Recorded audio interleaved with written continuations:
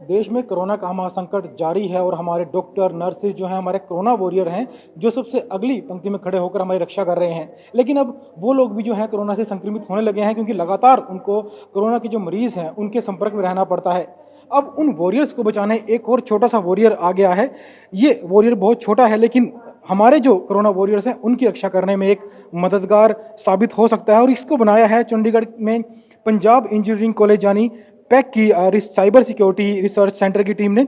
हमारे साथ इस समय टीम के कुछ लोग मौजूद हैं, हम इनसे पहले बात कर रहे थे इसके बारे में।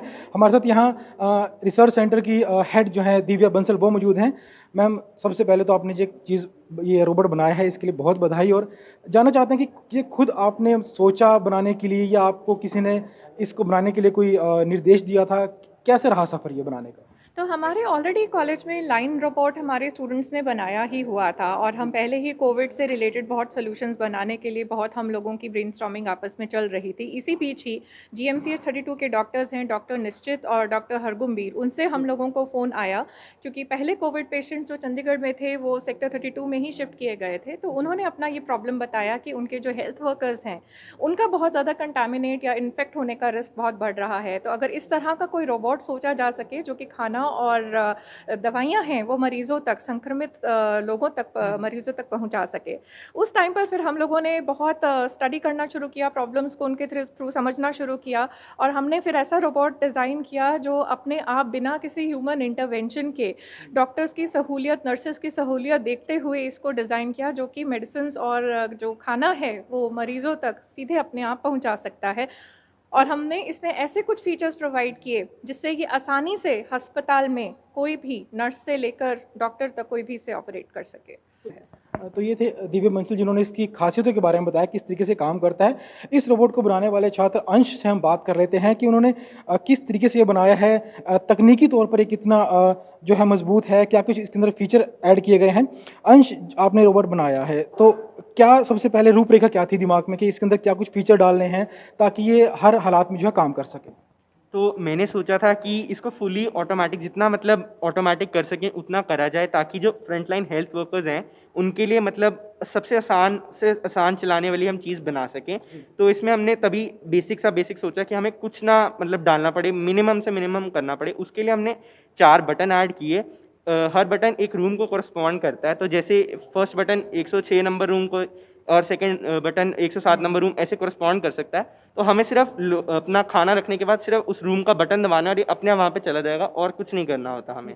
जैसे यहाँ पर एक जो साइड में बटन लगाए गए हैं, आप इन्हीं बटन के बारे में बात कर रहे हो कि इन बटन में से हम कोई भी बटन दबाएंगे तो ये अपने आप उस कमरे में जो है पहुंच जाएगा। इसके अलावा जो आपने जो सेंसर्स वगैरह हैं या कैमरास वगैरह लगाए हैं उसके बारे में क्या कुछ बताएंगे? इसमें एक लोड सेल भी लगा है, जो एक लोड सेंसर होता है जो बेसिकली डिटेक्ट करता है कि कब खाना रख दिया गया और कब नहीं रखा हुआ।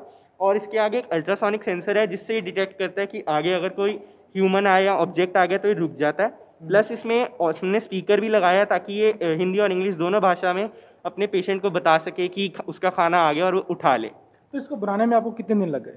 इसको बनाने में मेरे को 10 से 15 दिन लगे थे। काफ़ी मेहनत लगी थी मेरी इस पे। मेरे को ना पढ़ाई भी थोड़ी साइड में रखनी पड़ी। कॉलेज भी बहुत सपोर्टिव था, उन्होंने कंपोनेंट्स भी ला के दिए। काफ़ी मेरा मतलब बन गया, काफ़ी मेहनत भी लगी इसमें। तो जो इसमें आपने कंपोनेंट्स यूज़ किए हैं वो आपको इंडिया में सब मिल गए हैं या बाहर से भी आपको मंगवाने पड़े? नहीं, इंडिया में सारे कंपोनेंट मिल गए थे। ऐसा हमें कुछ नहीं हुआ कि इंडिया में वो कोई चीज़ हमें मिल ना रही हो, हमें इंपोर्ट करनी पड़े, ऐसी हमें कोई ज़रूरत नहीं पड़ी थी। पूरी तरह से स्वदेशी? हाँ जी, पूरी तरह से स्वदेशी हमें बनाया हमने। मैम, आपसे जानना चाहूँगा कि जो एक प्रोटोटाइप है, एक पहला जो मॉडल है वो बन चुका है, लेकिन इस तरह के रोबोट्स की देश में इस समय ज़रूरत काफ़ी है। तो इसको अगर हमने प्रोडक्शन में लाना है, कई तरह के इसको बनाने हैं, तो किस तरीके से प्रोडक्शन की जाएगी? कॉस्ट है जो वो एक मैटर करती है, वो कितनी आ पाएगी? जी। जी, देखिए, इसको बनाने के लिए हमने हमारा जो मेन मोटिव था वो ये था कि हम इसको थोड़ा लो कॉस्ट रखें ताकि और स्वदेशी रखें। जैसे कि अंश ने कहा, हम खुद से इसको अपने कैंपस में हमने यहाँ पे इसको तैयार किया है, और इसकी कॉस्ट जो अभी है वो 8,000 रुपये के आसपास हमने रखी है।